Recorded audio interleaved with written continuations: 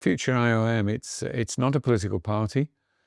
You can, as it were, engage with it somewhat regardless of your political views. It's more about being focused on how good government should work. And so whatever political views you bring to the party, as it were, literally and metaphorically, um, if people are willing to pursue the amendments to the way our government works, I think everybody would find it helpful and encouraging. And it's in three parts. It's got three pillars, if you like. It's got the improvement required in our democratic process. It's got to focus on how you make government more efficient. And finally, it's how you make sure that high-level strategic thinking is brought into play and is of a higher quality than currently is the case. It fixes the bits that need fixing. It's not, as it were, something that when people start focusing on politics think of in the first instance. They want to know what the government's going to do. So this is much more about how government is going to do it and whether it's going to do it well and cost effectively and in response to what the people want. I went into politics full time on the Isle of Man in our Tynwald, our House of Keys system. And within a very, very short time, having had a whole lifetime in business, it was clear to me that government doesn't function well. And became a minister quite quickly, and that further reinforced my recognition that there needed to be amendments to the system, our system, the way it works for us. And it was about 3 years into being a politician, the then Chief Minister said, well, I want to set up a new department and I want you to head it as the minister, a new post, a Minister of Policy and Reform.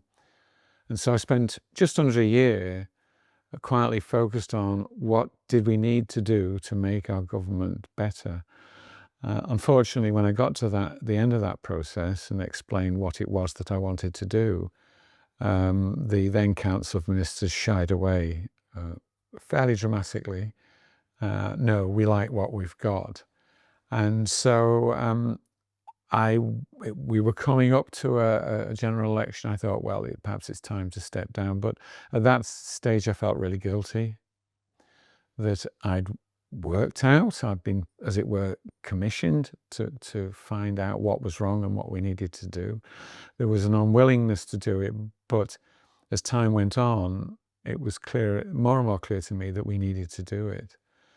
And so I stood for the House of Keys again and tried it from a different perspective. Rather than being a minister, I tried to influence things as a backbencher. Your viewers who do not know our system should understand that we do have a House of 24 independent members. We don't have political parties. And so I tried to influence change there. Again, I made some progress, but not enough. And one keeps getting older. At the end of that 5-year office period, I decided to retire from politics. But I've got 5 grandsons. Love the Isle of Man to bits. It's a great place. But we really need to get our governmental system right. And I can't let go of it, I suppose, is the best way to put it. So as an outsider now, through this movement created called Future IOM, I'm trying to influence the agenda in the coming year up to next year's 2026 September general election, in the hope that I can encourage enough people to understand that no, this particular issue is not about your political views, it's about how good government works, and get their support. And if I can encourage 13 successful members, that the changes I'm suggesting and proposing and encouraging should take place, then we can make a serious difference.